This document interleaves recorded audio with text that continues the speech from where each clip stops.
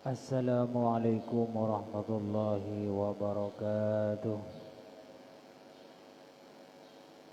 Al-Fatihah.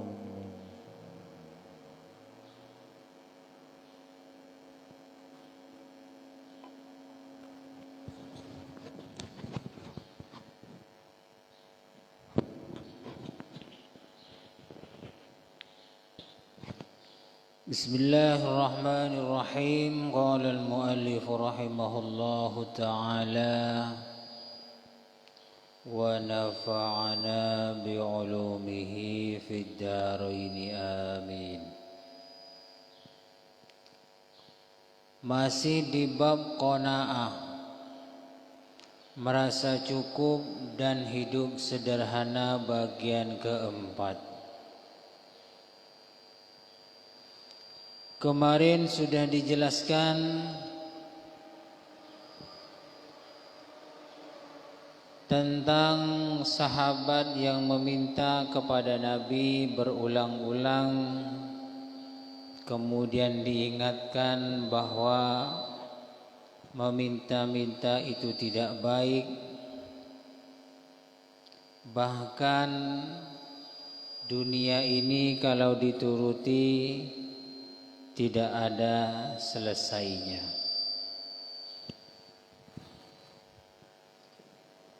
Sekarang hadis yang keempat.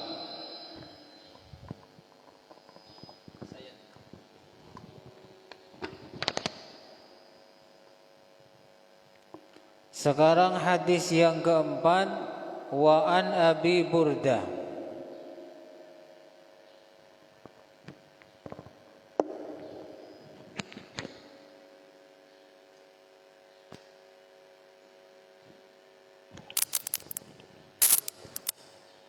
Wa an Abi Burdah radhiyallahu anhu.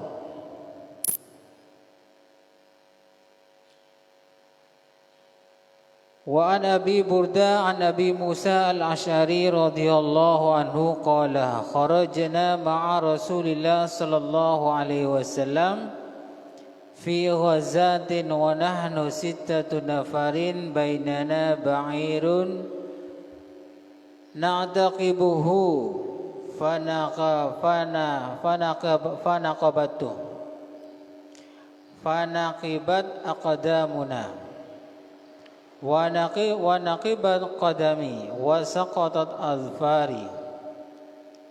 Jadi suatu ketika, katanya Abu Burdah, kita bersama Nabi Muhammad sallallahu alaihi wasallam dalam sebuah peperangan. Sedangkan pada waktu itu kita 6 orang. 6 orang satu onta. Gantian naik ontanya. Ini perang sudah tidak enak, jalannya juga tidak enak. Satu onta untuk 6 orang. Jadi gantian naik ontanya, berjalan menuju ke tempat medan perang. Karena jauh sampai lecet kakinya. Jadi kakinya mereka itu lecet. Sebelum perang sudah lecet ya. Bukan hanya soal lecet karena terlalu jauh, kukunya juga copot ya, colpak. Hari kita perang nih. Lah gregelan gitu ya. Dari saking jauhnya. Perjuangan dulu memang luar biasa. Penuh dengan cobaan, kesengsaraan. Kalau sekarang ujiannya berjuang adalah kesenangan. Sama-sama ujian. Dulu di zamannya Nabi ujiannya ketika berjuang adalah kesengsaraan. Kalau sekarang berjuang ujiannya adalah kesenangan. Sekarang ini kalau berjuang banyak enaknya. Nah, hati kita ketika berjuang banyak enaknya. Nah, yang dicari itu enaknya apa? Perjuangannya. Itu urusannya hati, itu hatinya yang berjuang. Fazumiyat ghazwat Zatir Riqa. Pada saat itu nama perangnya Zatir Riqa. Lamma kunna na'sibu ala arjulina minal khiraqi. Qala Abu Burdah, ketika kaki kita ini banyak yang luka, lecet, diperbal ya, belebet ya. Kalau Maduranya belebet, agar supaya tidak mengalir darah. Jadi belum perang sudah keluar darah ini. Saking jauhnya medan peperangan, dan yang ditumpa atau kendaraannya cuman onta satu, gantian naiknya. Qala Abu Burdah fahaddasa Abu Musa bihadzal hadis tsumma kariha dzalik. Setelah itu Abu Burdah bercerita bahwa Abu Musa yang pada saat itu ikut bercerita tentang hal yang seperti ini. Cerita apa? Cerita tidak enaknya ketika mau perang melawan musuh, tapi kondisi para sahabat itu sabar semua, bercerita begitu. Akan tetapi itu makariha dzalik, Abu Musa kemudian baru sadar, kebaikan seperti itu jangan terlalu banyak diceritakan. Akhirnya apa? Menyesal ya. Wa qala ma kuntu asna'u bi an azkurahu. Qala ka'annahu kariha ayyakuna syai'an min amalihi afsyahu. Muttafaqun alaih. Kemudian menyesal dan mengatakan, sebenarnya tidak baik hal seperti ini terlalu banyak diceritakan. Jadi kalau kita berbuat baik itu jangan terlalu banyak diceritakan. Akhirnya kenapa? Khawatir nanti riya. Oh, saya kemarin habis nolong orang, habis bantu orang, tidak punya uang saya kasih. Atau saya kemarin ya membantu orang lagi punya masalah, saya datangi, karena bertengkar saya selesaikan, selesai. Atau bercerita tentang lain, saya kemarin bangun masjid, luar biasa saya itu, kalau kerja bakti datang terus, kalau ada panggilan datang. Jangan banyak cerita ya, habis nanti pahalanya kalau sampai nanti riya. Nah, apa maksudnya hadis ini? Karena ini bab qanaah dan hidup sederhana. Kita ini dalam kondisi apapun, yang ada itu jalani. Kan ontanya cuma satu, harus perang, 6 orang yang harus gantian, bergilir naik ontanya. Terima saja. Siapa tahu dengan kondisi seperti itu lebih mudah untuk masuk surga dengan sabar dan qanaah. Sama-sama tidak tahu. Apapun kondisinya, terima saja. Ini sudah takdir dari Allah Subhanahu wa taala. Hadis yang kelima, wa an Amr ibn Taghlib bi fathit ta'i al-musannati fawqa al-musannati. Di sini dari Umar bin Taghlib radhiyallahu anhu, anna Rasulullah sallallahu alaihi wasallam utiya bimalin aw sabyin faqasamahu fa'ata rijalan wa taraka rijalan. Jadi setelah perang Nabi Muhammad ini diberi kumpulan harta rampasan dan orang-orang tawanan dikumpulkan kepada Kanjeng Nabi. Kemudian oleh Nabi dibagikan kepada sebagian orang dan tidak dibagikan kepada sebagian orang. Tidak merata secara akal, secara kasat mata, menurut manusia itu tidak merata. Ada yang dikasih, ada yang tidak.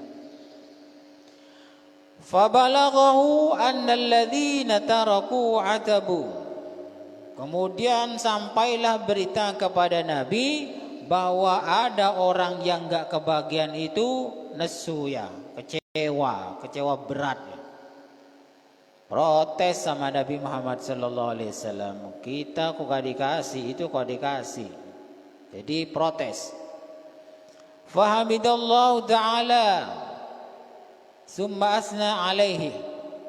Jadi biasa ya, jamaah atau rakyat protes itu biasa. Nabi Muhammad saja diprotes ya.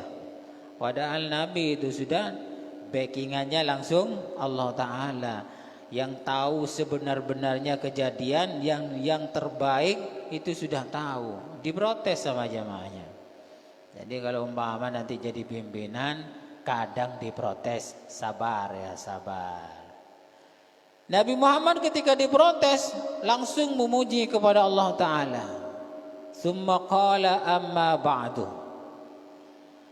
Fa wallahi inni la u'tiyar rajula wa ad'ur rajula. Demi Allah memang aku memberi sebagian orang dan saya tidak memberi sebagian orang. Walladzi ad'u ahabbu ilayya minalladzi u'ti. Ingat, yang tidak saya beri itu jauh lebih saya sukai daripada yang saya beri. Ya, jadi yang tidak dapat harta rampasan, tidak dikasih uang, tidak kasih bayaran, menurut Nabi Muhammad dia lebih disukai oleh Nabi Muhammad. Walakinni uti aqwaman lima ara fi qulubihim minal jazai wal hala'i. Sedangkan saya memberi kepada orang yang lain itu karena tujuannya saya tahu bahwa hatinya itu suka mengeluh, suka kecewa. Jadi biar gak terlalu kecewa, orang yang biasanya begitu itu dikasih, biar tak terlalu banyak protes. Nah ini Nabi Muhammad tahu, ya begitu. Wa akilu aqwaman ila ma ja'alallahu fi qulubihim minal ghina wal khair. Sedangkan yang lain saya hanya kasih makan. Tidak dikasih harta rampasan, cuman kasih makan. Karena apa? Dikasih makan itu saja. Orang-orang yang saya kasih makan itu, pilihan saya itu sudah cukup, sudah merasa cukup, tidak minta yang lain. Makanya yang dikasih itu, yang dikasih uang harta rampasan itu dikasih biar hatinya enggak kecewa, enggak protes dan lain sebagainya.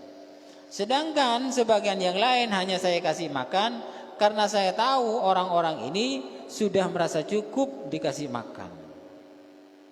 Di antaranya minhum Amr bin Taghlib. Orang-orang yang hanya dikasih makan itu bernama Umar bin Taghlib. Qala Umar ibnu Taghlib. Kemudian Umar ini mengatakan, fa wallahi ma uhibbu annali bi kalimati Rasulillah sallallahu alaihi wasallam humran na'ami, rawahul Bukhari. Ketika Amr bin Taghlab ini hanya dikasih makan setelah perang, tidak dikasih harta rampasan, tidak dikasih onta, tidak dikasih uang, emas dan lain sebagainya, hanya dikasih makan.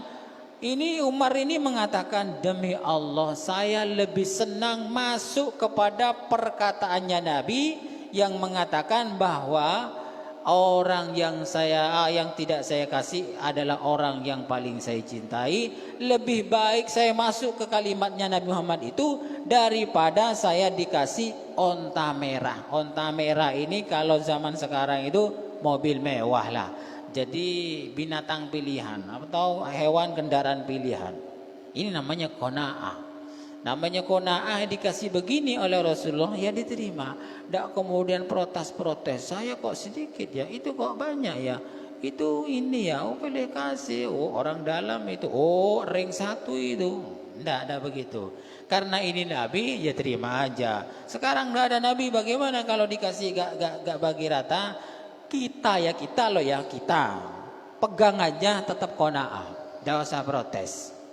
Kalau kita protes, niati untuk menegakkan keadilan. Umpamanya itu kok tidak sama dengan ini, tanya dulu.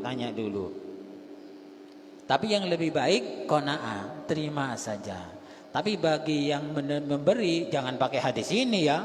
Terima saja kamu kan ya, jangan pakai hadis ini ya. Harus pakai hadis keadilan. Kalau yang ngasih loh ya, yang ngasih. Anggaplah pemerintah ya harus berpegangan kepada keadilan, bukan berpegangan kepada qanaah, merasa cukup. Nanti orang disuruh sudah merasa cukup, pejabatnya yang ambil banyak. Nah, ini bahaya.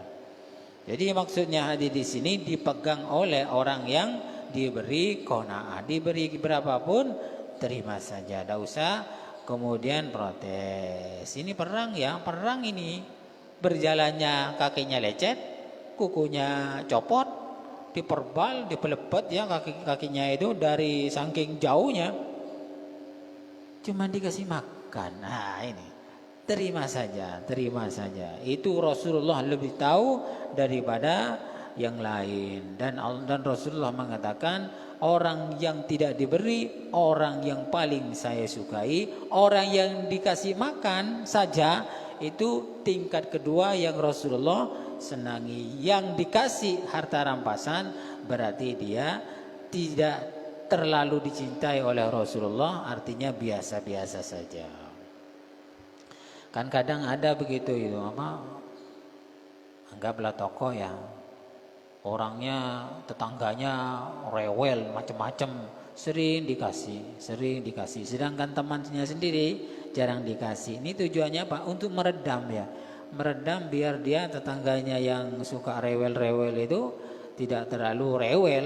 Itu untuk meredam, menurunkan rewelnya itu. Kalau gak dikasih semakin rewel tuh.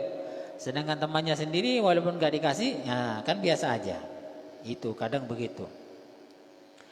Hadis riwayat Bukhari. Cukup sekian dulu, kurang lebihnya saya mohon maaf. Mudah-mudahan bermanfaat. Wallahu a'lam bishawab. Al-Fatihah.